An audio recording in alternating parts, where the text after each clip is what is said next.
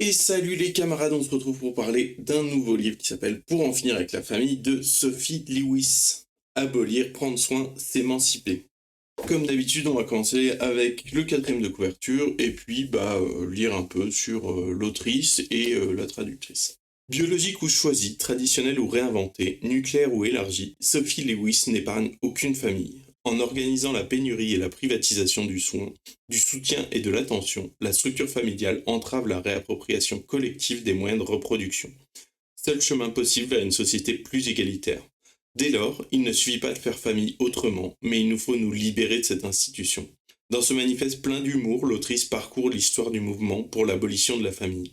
Du socialisme utopique au féminisme radical, en passant par la théorie communiste et les luttes contre l'imposition raciste du modèle familial. Traduction de Noémie Grunenwald. Alors pour resituer qui est l'autrice et qui est la traductrice, l'autrice, utopiste, critique, écrivaine et chercheuse indépendante, Sophie Lewis vit à Philadelphie aux États-Unis. Elle est titulaire d'un doctorat en géographie de l'université de Manchester, d'un master en sciences politiques de la New School for Social Research, d'une licence en littérature anglaise et d'un master en politique de l'environnement de l'université d'Oxford. Elle est actuellement rattachée sans poste au centre de recherche en études féministes, queer et trans de l'université de Pennsylvanie. C'est pourquoi elle se considère aujourd'hui plutôt comme une ex-universitaire ou para-universitaire. Elle donne toutefois des cours d'introduction à la théorie critique et sociale au Brooklyn Institute for Social Research. Son premier livre, Full Surrogacy Now, Feminism Against Family, est paru en 2019 chez Verso. Ces articles ont été publiés un peu partout, aussi bien dans des revues scientifiques telles que Feminist Theory que dans des journaux comme le New York Times et des magazines littéraires comme la London Review of Books. Donc Sophie Lewis, qui est, alors je ne sais pas si on peut dire une chercheuse, mais qui est quand même dans le domaine para-universitaire, comme elle le dit elle-même. Donc qui dit pas n'importe quoi à la légère, même si on n'est pas dans le cadre d'un travail de recherche non plus. Ça veut dire que grosso modo, on a un matériel entre les mains qui est pas non plus, qui est basé sur des faits, des ressources et des choses. Et on va le voir de toute façon au fur et à mesure de notre lecture. Et la traductrice, parce que ça a un peu son importance, Noémie Grunenwald est traductrice de Dorothy Allison, Bell Hooks, Joan Nestle, Amia Srinivasan, Silvia Federici, Sarah Ahmed, Julia Serrano, etc. Fondatrice des éditions Hystériques et Associées et autrice de Sur les bouts de la langue, traduire en féministe. La contre-allée 2021-2024. Au cœur du texte, c'est le contenu et c'est ce qui est raconté, mais la traduction faite par quelqu'un qui traduit énormément de bouquins féministes et qui s'est même penché à en écrire un bouquin sur qu'est-ce que ça veut dire et quel est l'enjeu de traduire des bouquins féministes. Ça nous montre qu'il y a aussi une attention au choix des mots et on le verra particulièrement. Il y a une traduction, une question de traduction qui se pose régulièrement de le maternage qui se traduit par, enfin, the mothering qui se traduit par le maternage en français, qui est un mot très peu utilisé en réalité en français, mais qui fait toute cette différence entre la notion de mère au sens de la femme, parent, etc. et l'acte de prendre soin en tant que mère, qui est lui plus dégenré, etc. Mais on va voir ça au fur et à mesure du livre. Et donc ce livre, il va se construire en 4 parties. La première partie qui s'appelle Mais moi j'aime ma famille. Et puis les 3 autres parties, pour en finir avec quelle famille, qui va se poser la question de préciser un peu de quoi on parle, puisqu'on va commencer par une critique générale un peu de la famille et en venir à se dire, bon d'accord, mais est-ce qu'on est pour l'abolition d'un modèle spécifique de famille? Est-ce qu'il ne faut pas du réformisme? Est-ce que si? Est-ce que ça? Puis une troisième partie qui s'appelle Une petite histoire de l'abolitionnisme de la famille, où on va s'intéresser à différents cas de lutte, différentes histoires de lutte, d'approche, sans forcément rentrer dans le détail des argumentaires de chaque lutte, mais de voir que c'est une lutte qui a pris plein de formes, qui a été portée par plein de gens différents, et raconte un peu cette histoire. Et puis une dernière partie qui s'appelle Camarades contre parents, qui fait un peu office de conclusion, grosso modo, à un de ce livre. On commence donc par la première partie qui s'appelle Mais moi j'aime ma famille. En finir avec la famille, autant abolir la gravité ou abolir Dieu. Donc maintenant la gauche essaie de nous confisquer mamie et de nous enlever nos enfants. Est-ce que c'est censé être progressiste? C'est quoi ce délire? Beaucoup de gens réagissent plus ou moins de cette manière la première fois qu'ils rencontrent l'expression abolir la famille. Et ce n'est pas grave, je ne nierai ni n'esquiverai jamais la charge émotionnelle explosive de cette formule. En l'utilisant, mon objectif est en partie bien sûr de clarifier et de corriger les multiples visions d'horreur qu'on peut facilement avoir sur l'abolition de la famille. Par exemple, que celle-ci impliquerait de séparer les gens de force. Mais au bout du compte, je refuse de nier la dimension effrayante, psychologiquement provocatrice, de cette perspective politique. Je crois qu'on peut trouver cette même frayeur à l'égard de toute politique réellement révolutionnaire. Notre appréhension est une réaction réflexe au pressentiment d'une abolition de soi. Il nous faudra toutes et tous, même celles d'entre nous qui ne possèdent aucun bien, qui ne bénéficient d'aucune garantie de soins et qui vivotent tant bien que mal aux frontières poreuses de l'empire, de la blanchité, du cis-hétéropatriarcat et de la classe, faire une croix sur quelque chose à mesure que se déroulera le processus de notre libération collective. Si le monde doit être entièrement refait, alors les individus doivent eux aussi se préparer à être refaits. C'est là quelque chose que nous percevons. Donc on commence avec un peu une description de pourquoi on veut abolir la famille, quelques bouts d'arguments, etc. Et toute une partie que je trouve très intéressante, moi, sur cette idée de dire que toute idée révolutionnaire, toute idée de politique réellement révolutionnaire implique un sentiment d'abolition de soi. C'est-à-dire que effectivement, si on va toucher à quelque chose qui ne nécessite pas de changement profond de tous les membres de la société, est-ce qu'on est vraiment en train de remettre en cause quelque chose de si fondamental de la société? Alors bon, l'enjeu, c'est pas de dire il faut être radical pour être radical, mais plutôt de se dire que, bah, effectivement, si on parle de radicalité, il faut être prêt à changer des choses chez soi et pas seulement réclamer un changement à la marge pour quelques personnes. Et il nous est difficile, peut-être impossible là maintenant tout de suite, d'imaginer ne pas être les produits du foyer nucléaire privé et du récit oedipien de la parenté. Entre parenthèses, figure maternelle, figure paternelle, enfant. Pourtant, la personne, en tant que statut et identité de l'individu, n'a pas toujours été forgée de cette façon. Ce qui signifie que nous pourrions, si nous voulions, la forger autrement. En attendant, si votre réflexe devant les mots abolir la famille est de me répondre mais moi j'aime ma famille, il vous faut savoir que vous faites partie des plus chanceux et chanceuses. Et j'en suis ravi pour vous. Mais ne pensez-vous pas que tout le monde devrait en avoir autant de chance? Figurez-vous que le fait d'aimer les gens qui composent votre famille n'est pas incompatible avec le fait de s'engager pour l'abolition de la famille. Ce serait même plutôt l'inverse. Je vais tenter de définir l'amour. Aimer une personne, c'est œuvrer pour son autonomie et pour son immersion dans l'attention et le soin, autant que cela est possible dans un monde étouffé par le capital.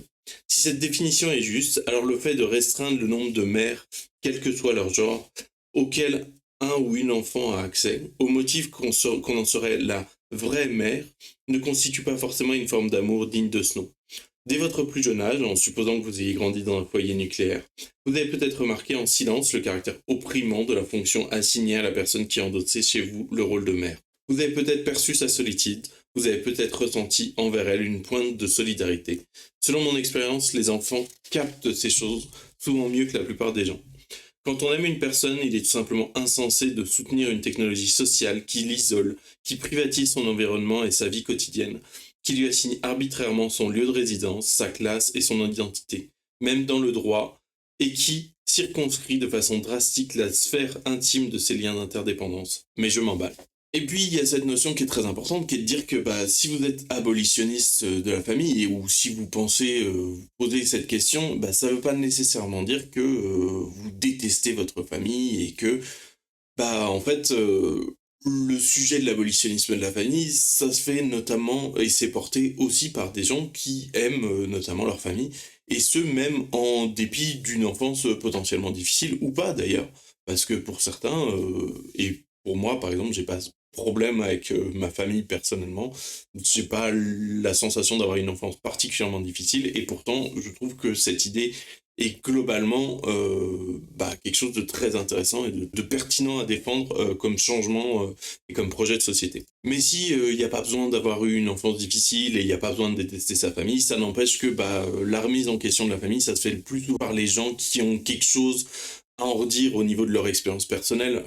Si vous avez eu, j'en sais rien moi, des parents violents, des frères et sœurs violents, pour je ne sais quelle raison ou dans je ne sais quel contexte, si votre expérience avec la famille, ça a été un désastre d'une certaine manière, et ben c'est d'autant plus normal que vous fassiez partie des gens qui en ont quelque chose à en redire aussi. Et d'une certaine manière aussi, aimer sa famille, c'est un bon argument pour pousser à abolir le fonctionnement de la famille. C'est-à-dire que aimer sa famille, c'est aussi ce qui retient, ça fait partie du liant, du concept de la famille, qui est à la fois quelque chose qui est aliénant, qui est protecteur de cette institution. Parce que aimer sa famille, c'est un peu ce qui retient les gens d'en critiquer les dysfonctionnements. C'est aussi, alors on parle de critique, mais ça permet aussi de forcer les gens à rester dans cette technologie sociale, comme elle le dit. Parce que bah, ça force les gens à rester en place. Il y a des choses de l'ordre de bah, vous pouvez pas décemment abandonner votre famille, même si elle est maltraitante, même si elle est violente, même si elle vous cause de la souffrance. Il y a quelque chose de moralement dans la société qui fait que bah non, je peux quand même pas les abandonner, c'est ma famille. Et parmi les autres mesures qui font que la famille c'est cette espèce de refuge obligatoire. On trouve notamment des choses de l'ordre de la politique, qu'elle soit par exemple la politique économique. Un exemple qui est fourni, c'est de dire bah, l'austérité, notamment, c'est un mécanisme qui garantit qu'il n'y ait pas d'émancipation de la famille. Notamment parce que quand on va regarder des choses très concrètes, hein, de se dire est-ce que c'est plus simple d'acheter de la nourriture en groupe ou est-ce que c'est plus simple d'acheter de la nourriture pour soi tout seul, et ben le mode de fonctionnement tel qu'il est fait que bah on va favoriser par des politiques, par des modes de fonctionnement de la société qui sont pas forcément décrits spécifiquement comme tels, mais favoriser des avantages pour les familles. Mais la famille, ça reste un lieu d'oppression, notamment, et l'approche, elle est d'une part féministe, mais pas que, puisque ce qu'elle nous dit, c'est que notamment le travail ménager est genré, mais aussi racialisé, et sauf chez les riches, non rémunéré.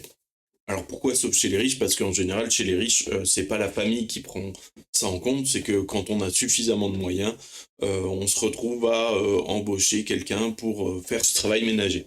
Et ce, globalement, malgré beaucoup de raisons, hein, alors on en a évoqué quelques-unes, même malgré beaucoup de raisons de ne pas aimer ou de ne pas pouvoir aimer sa famille, puisque effectivement, si on se pose la question des gens qui sont exploités par leur famille, que ce soit bien souvent les femmes à la maison qui se retrouvent à faire le ménage, à manger, etc., le soin des enfants, des parents, de tout le monde, et ce, après une journée de travail pas moins fatigante que celle des autres personnes de la famille, et bah, on pourrait se dire que, bah, oui, dans ce cadre et dans ce dispositif, ça devient compliqué pour certaines personnes d'aimer réellement leur famille.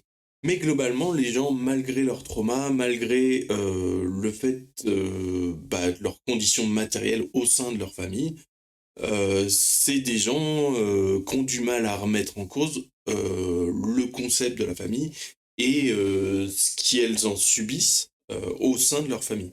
Laissez-moi vous dire un secret. Les gens s'énervent très fort lorsqu'on laisse entendre qu'ils auraient mérité mieux et que ce qu'ils ont eu en grandissant.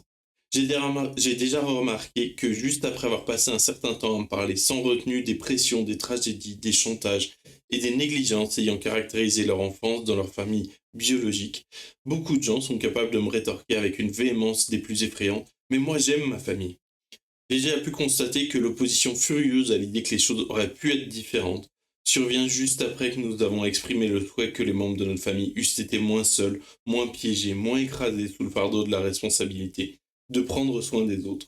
Pour ces gens en apparence tout à fait différents, ce spasme défensif semble vouloir dire moi pour ma part, je n'ai pas besoin d'abolir la famille, merci beaucoup.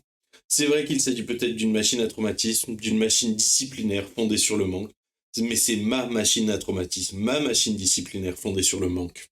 Écoutez, je comprends. Ce n'est pas seulement que vous craignez que votre père s'énerve s'il venait à vous apercevoir avec ce livre à la main, c'est qu'il est pétrifiant d'un point de vue existentiel d'imaginer renoncer à la pauvreté organisée que nous connaissons au profit d'une abondance que nous n'avons jamais connue et qu'il nous faut encore organiser. Et donc il y a cette idée que critiquer la famille, c'est aussi quelque chose qui est compliqué parce que c'est quelque chose qu'on n'imagine pas autrement. On n'imagine pas une sortie par le haut, on n'imagine pas un monde différent parce qu'on est baigné dans ce monde-là en permanence. Mais donc pour critiquer la famille, il se pose la question, qu'est-ce que c'est la famille? À ça, Sophie Lewis, elle nous dit, qu'est-ce que la famille? L'idée que la famille serait le seul endroit où les gens sont en sécurité, le seul endroit d'où les gens viennent, le seul endroit où les gens se construisent et le seul endroit auquel les gens appartiennent, est si ancré dans les profondeurs de notre être que nous ne sommes même plus en mesure de percevoir qu'il s'agit avant tout d'une idée. Alors permettez-moi de décortiquer cette idée. Donc il y a cette introduction de qu'est-ce que la famille est supposément, qu'est-ce que la famille est censée être dans nos sociétés, qu'est-ce que est l'idée qu'on s'en fait, mais il y a une toute autre réalité quand on va réellement décrire ce que c'est que la famille. Elle, ce qu'elle nous dit, c'est que la famille, c'est avant tout une organisation sociale qui permet et justifie le travail et son besoin. Alors, qu'est-ce que ça veut dire? Ça veut dire que concrètement, la famille, c'est l'argument qui va être mobilisé pour expliquer que les gens doivent se trouver un travail, doivent trouver une subsistance à leur... un moyen de subsistance à eux et à leur famille, et puis c'est aussi ce qui permet le travail, notamment par le cadre genré, c'est-à-dire qu'on va se retrouver avec des femmes qui sont, alors pendant une très longue partie de notre société contemporaine, voire quelque peu dépassée, mais pas beaucoup, hein, les femmes qui se retrouvent à faire le travail de soins des enfants, le travail d'entretien de la maison, pour que les hommes puissent aller au travail, être productifs, etc. Alors, il y a eu quelques aménagements à la marge, mais ça n'empêche que, grosso modo, on est toujours dans ce même modèle-là, où la famille, c'est ce système qui permet d'organiser la société, d'organiser le travail, de genrer certains travails notamment, et qui va le justifier par le besoin de dire bah chacun doit gagner sa croûte pour sa famille. Mais c'est aussi un endroit de privatisation du care. Alors qu'est-ce que c'est le care? Le care, c'est une idée de dire que c'est le travail de soins qu'on a les uns pour les autres. Et pourquoi privatisation? Eh bien parce que en fait la famille c'est quelque chose qui se construit de manière positive, c'est-à-dire on peut la définir positivement en disant que c'est les gens pour qui on apporte du soin naturellement, c'est des gens pour qui on va se soucier de leur santé, de leur bien-être, de beaucoup de choses. Mais on peut la définir négativement aussi. C'est aussi le cercle social, c'est la limite du cercle social, au-delà duquel se pose un peu moins la question de apporter du soin, de se soucier de la bonne santé, etc. C'est-à-dire que c'est le cadre privé tel qu'il est défini pour dire là où le besoin et le droit du soin est comme naturel. Le présupposé économique selon lequel derrière chaque gagne-pain se cache dans la sphère privée une ou plusieurs personnes dignes d'être exploitées, et notamment l'équivalent d'une épouse, donc d'une personne qui est vraisemblablement elle aussi une gagne-pain pour préparer librement des sandwichs avec le pain durement gagné, ou pour embaucher quelqu'un d'autre pour le faire à sa place, pour balayer les miettes et ranger les restes au frigo, de façon à permettre le gain de plus de pain le lendemain, ne ressemble pour beaucoup d'entre nous qu'à une description de la nature humaine. Et donc on retrouve dans cette idée féministe un peu de décortiquer ce travail genré qu'organise la famille, une manière d'exploiter certaines personnes au sein d'un cercle social, aussi positivement ce soit tourné, ce cercle social étant la famille.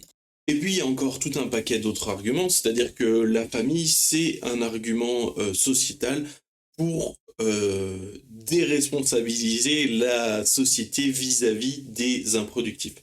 C'est-à-dire que quand les gens sont trop jeunes, trop vieux, trop malades, trop dans l'incapacité de trouver un travail ou une autre raison, on les retourne vers leur famille en leur disant eh bien c'est à votre famille de prendre soin de vous. On les retourne vers la charité privée. Mais pour ajouter non seulement à ça, il y a encore un paquet d'arguments, à savoir que la famille, c'est un modèle qui sous-tend la propriété que les parents ont sur leurs enfants, à savoir que bien souvent, les enfants sont pas considérés comme des biens meubles, mais ça n'empêche que ils et elles sont un peu moins bien considérés que comme des personnes à part entière. C'est bien normal pour des parents d'avoir leur voix à dire sur ce que pensent, disent, mangent, font leurs enfants, et que les enfants soient privés de leur autonomie. Alors, supposément pour leurs bons soins, mais la limite n'est pas toujours aussi claire en réalité. Et puis en retour, on se retrouve avec des enfants qui sont obligés d'aimer leur géniteur, génitrice, quels que soient les abus de pouvoir dont ils et elles souffrent. Mais de la même manière, il y a aussi une pression qui est portée par la société sur les parents, parce que si les enfants leur appartiennent, c'est aussi de leur responsabilité d'en prendre soin de leurs parents, et ce qui, encore une fois, hein, déresponsabilise la société vis-à-vis des enfants. Notamment, si vous avez déjà vu un jeune père, une jeune mère dans les premières années de la parentalité, et ben il n'y a pas trop de secrets et de doutes sur le fait que bah, c'est effectivement un travail éreintant, c'est effectivement un travail qui est prenant et qui est pas forcément bien partagé de manière genrée, qui est pas forcément bien reconnu de manière genrée, puisque bon, on n'a pas les mêmes standards pour qu'est-ce que c'est qu'un bon papa et une bonne maman. Euh, et toutes ces choses-là vont apporter un lot en plus d'oppression sur les parents. Et puis si on parle de la nature genrée de ce travail de soins, elle est aussi notamment naturalisée. C'est aussi un système au sein duquel le rôle de la mère et le rôle du père sont évidemment différents, sont évidemment pensés globalement pas les mêmes, et sont justifiés, ou plutôt pseudo-justifiés, par une espèce de naturalisation des capacités des uns et des autres. Donc voilà pour cette première vidéo sur l'abolitionnisme de la famille. On a discuté de qu'est-ce que c'est la famille dans l'idée, qu'est-ce que c'est la famille dans les faits. On n'a évidemment pas fini d'en parler, et on va pouvoir creuser la suite de sujets dans les prochaines vidéos. Si ça vous a plu, n'hésitez pas à partager, liker, tout ça, vous connaissez la chanson. Et pour les plus audacieux, audacieuses d'entre vous, bah, n'hésitez pas à le partager avec votre famille.